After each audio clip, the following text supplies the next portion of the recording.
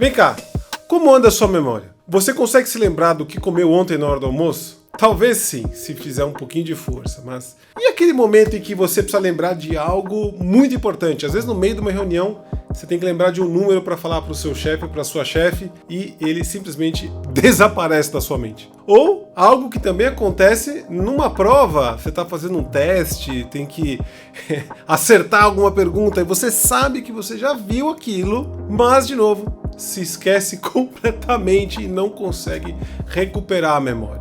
Você já passou por isso? Quer saber como resolver? Como melhorar a sua memória, mesmo que ela já seja normal ou boa? E para você que ainda tem memória ruim, quer saber como treinar ela para pelo menos conseguir lembrar dessas coisas, não mais passar por isso? Então esse vídeo é para você.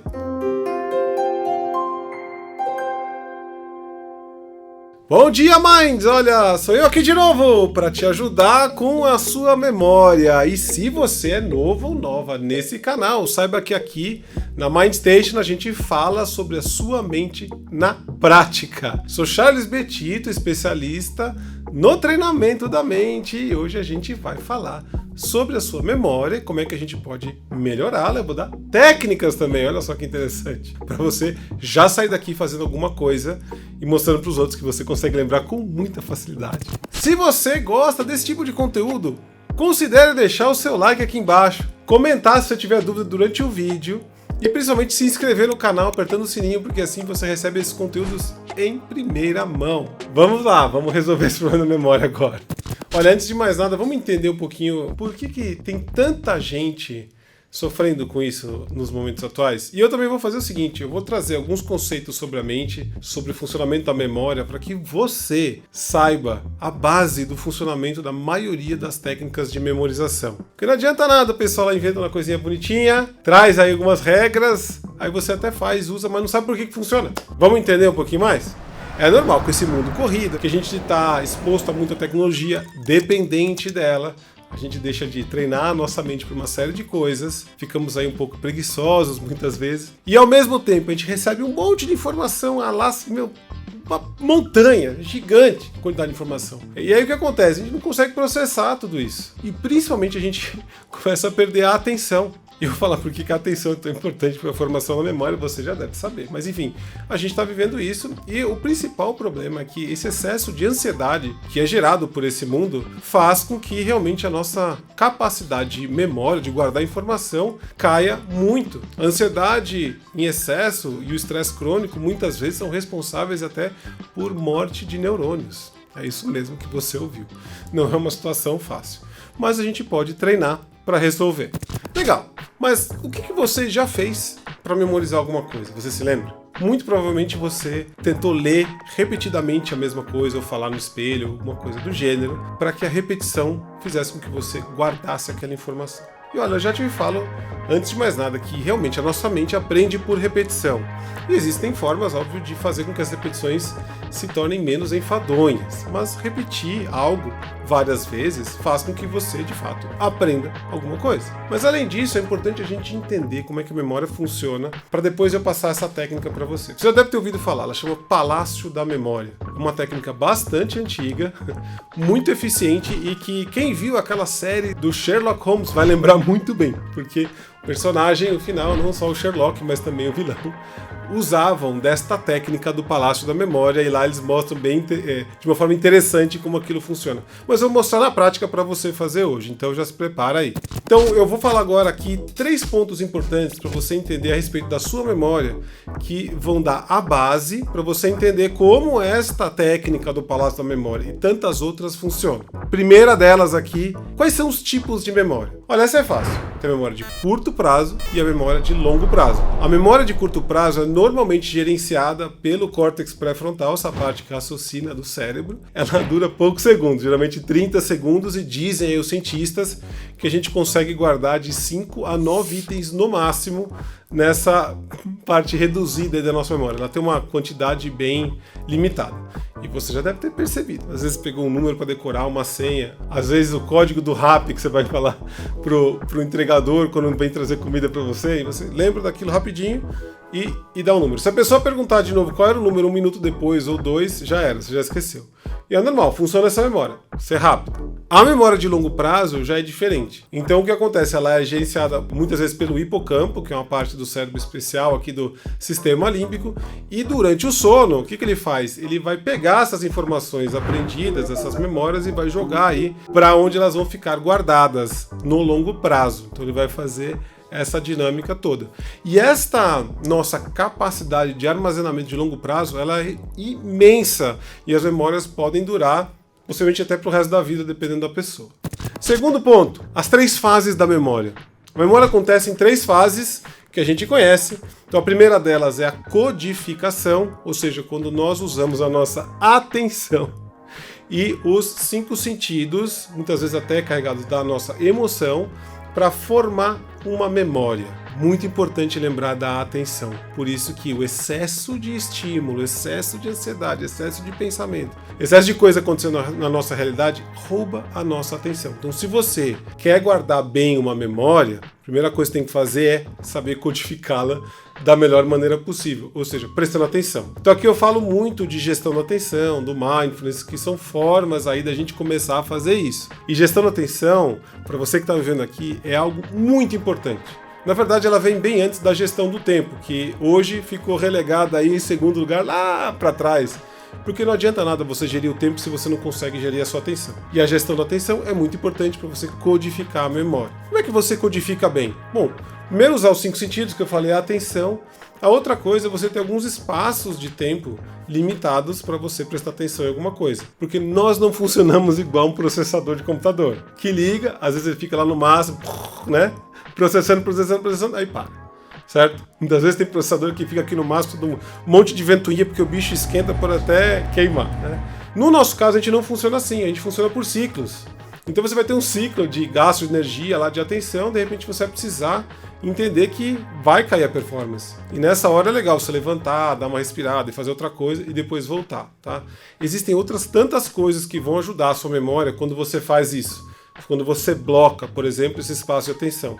A primeira delas eu vou falar uma só porque tem um motivo de trazer para os outros vídeos aqui, mas a primeira delas é que quando você tem um bloco de atenção de tempo, é muito mais fácil você lembrar da primeira coisa que você viu e da última coisa que você viu. E é o primacy and recency, que eles chamam, né, o termo técnico ali, em inglês.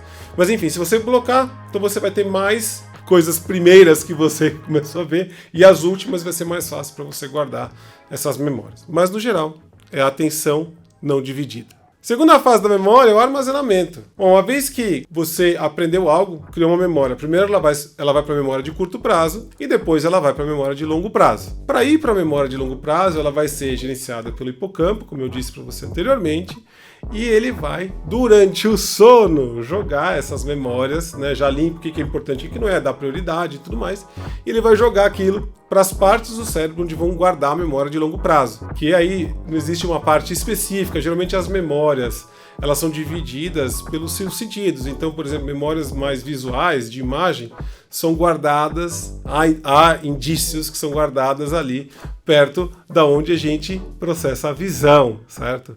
Então, isso acontece com o resto dos sentidos também. E por fim, existe a recuperação. Finalmente, né? Porque depois de ter guardado a memória, precisa recuperar ela para poder usar. Se você não recupera, você não consegue usar. Então, como é que funciona a recuperação da memória? E aqui é importante falar esse ponto, porque a gente vai ter essa parte, ela vai dar base para essas técnicas que eu vou falar para você. Essa recuperação acontece de diferentes formas, de acordo com o tipo da memória, se é de curto prazo ou longo prazo. As memórias de curto prazo, geralmente, elas são resgatadas ou recuperadas de forma sequencial, como se fosse uma lista, em função do tempo, ou seja, por ordem de armazenamento. E a memória de longo prazo é recuperada por associação. Essa parte é bem importante, tá? Essa é a base das técnicas todas. Como funciona isso, por exemplo? Se você não tá vendo uma série Netflix no sofá, lembrou, né, de, sei lá, preciso pegar o óculos, ou preciso fazer alguma coisa no quarto, quer que seja, a hora que você levanta, você vai pro quarto, você trocou o contexto, você chega no quarto e você esqueceu o que você iria buscar. O que acontece? A hora que você fala, o que será que eu vim fazer aqui? Aí você volta pro lugar onde você lembrou. O que acontece? Mesmo contexto, ele vai associar de novo aquilo que você queria, você vai lembrar de novo, certo? Então essa recuperação, vai ser muito mais fácil quando você estiver associado a outras memórias ou a outros estímulos. E a gente vai entender um pouquinho mais como fazer isso na prática. E em terceiro ponto, algumas regras da mente que são importantes para dar base para isso que a gente vai fazer. Então, a saber, essas imagens que nós criamos na mente, ou as falas que nós falamos para nós mesmos, a nossa mente acredita como se fosse realidade. Se eu falar para você agora, olhe para esse limão espremido que está na sua tela. Agora, olhe para ele fixamente. Comece a perceber esse líquido caindo. Olhe bem para as cores desse limão, para toda a sensação que ele traz para você agora. No geral, muita gente, o que acontece? Fica com aquela boca, aquele gosto de limão lá atrás. Tem gente que fala, não gosto, ou gosto, etc. Sente até a boca, às vezes, a dar uma amarrada. Por quê?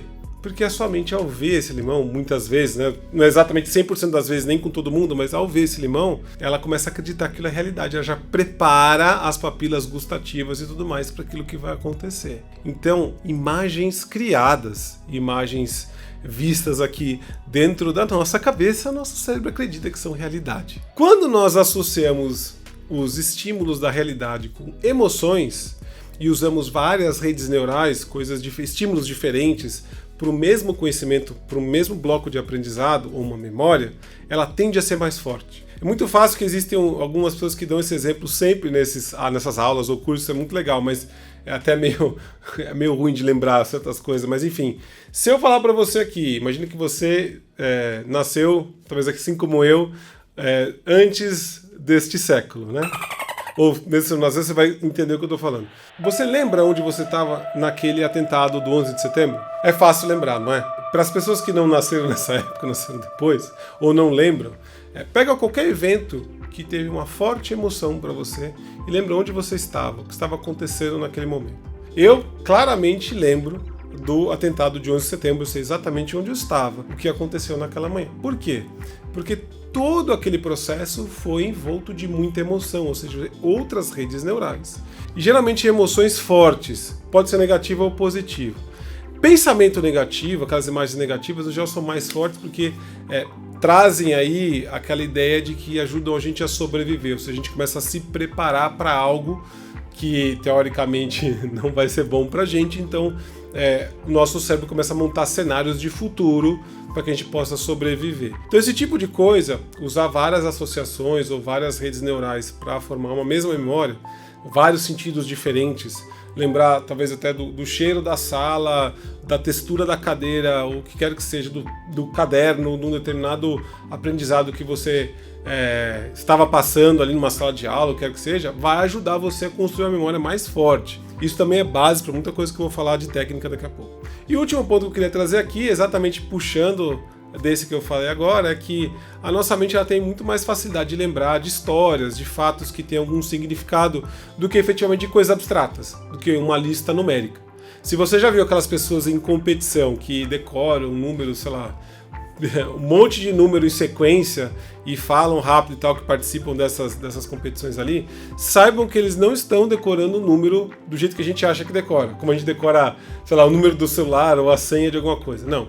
O que eles fazem é associar aquele número com um tipo de vogal ou som e começam a contar história, formar frase com aqueles números, tá? Porque já estão com aquilo, já obviamente repetiram isso muitas vezes, fizeram várias vezes, treinaram, não é assim, né, de uma hora para outra, é fácil, não, tem que treinar. Mas uma vez que está treinado, é muito fácil, começa a montar frase, criar imagens, aquele monte de número, aquela lista gigantesca, vira o quê? Uma história. Aí é fácil de você lembrar e contar. Bom, vamos lá, vamos fazer essa técnica aqui agora? Vamos ensinar como é que funciona, eu já usei isso várias vezes, eu uso essa e várias tantas aí. Então, é fácil, pega aí uma lista de 10 itens, por exemplo, vamos fazer uma coisa fácil aqui, 10 itens de supermercado, coisas aleatórias se você quiser. Pega se você estiver anotado no celular, alguém anotou para você, porque se você anotar, talvez você seja fácil de lembrar em ordem. E aí você fala, não, minha memória já é boa e tal, né? Ou pega 30 itens, se 10 for fácil, pega 30, né? Eu vou te explicar como é que vai funcionar. Então, o Palácio da Memória, você vai começar a fazer associações desses itens que você quer lembrar dentro de um espaço, um ambiente que você conhece. Tem muita gente que pega foto na internet de algum cômodo e tal, decora aquele cômodo e usa aquilo como um quarto de, sei lá, de memória ou para guardar alguma coisa. Eu prefiro efetivamente usar lugares que eu conheço, que eu convivo. Por exemplo, minha casa. Eu vou na cozinha. Então, imagine que você está na sua casa agora e você, se você quiser, você pode fechar o olho, tá, para fazer isso, mas entra na cozinha pela porta que você costuma entrar. Você sabe qual é. Então entrou, beleza. Aí da direita, bem do canto da direita, para a esquerda, eu quero que você fale para mim, ou coloque, se você quiser colocar nos comentários aqui, pode colocar, depois a gente vê. Mas quais são os itens importantes da sua cozinha, tá? Por exemplo, no meu caso é fácil de lembrar, eu sei que eu tenho aqui, vou falar para você agora, micro-ondas, máquina de pão, fritadeira, a geladeira, a pia, fogão, a coifa, o armário e a mesa, tá? Eu vou usar isso aqui de uma forma simples. Então tem esses itens aqui. O seu deve ter a mesma coisa. Então imagina que você fez isso, beleza. O que você vai pegar? Pegar o primeiro item dessa lista e você vai colocar no primeiro item desse lugar que você escolheu. Certo? Por exemplo, eu botei micro-ondas. Imagina que é uma lista de supermercado e tem aqui a batata. Eu não vou simplesmente colocar uma batata no micro-ondas. O que você vai ter que visualizar mentalmente? Alguma coisa exagerada. Pode dar risada, pode ser engraçado. O que você pode fazer? Olha, imagina que você pode pegar uma batata gigante. Imagina agora, pegou a batata gigante e enfiou dentro do micro-ondas. E ela está quase explodindo ali. O micro-ondas está queimando, sente o cheiro do queimado, lembra? Usa várias redes neurais. Sente o cheiro do queimado, a batata ficando toda preta ali. Aí pode até que saia uma carinha da batata falar, me tira daqui, pelo amor de Deus. Então é uma emoção envolvida. Certo? E você tem lá aquele micro-ondas com aquela batata pedindo ajuda, a batata gigante ali. Lembra dessa história, dê risada com isso, faz parte, tá? Você botou o primeiro item ali. Segundo item, a mesma coisa. Ah, então no meu caso eu tenho a máquina de pão.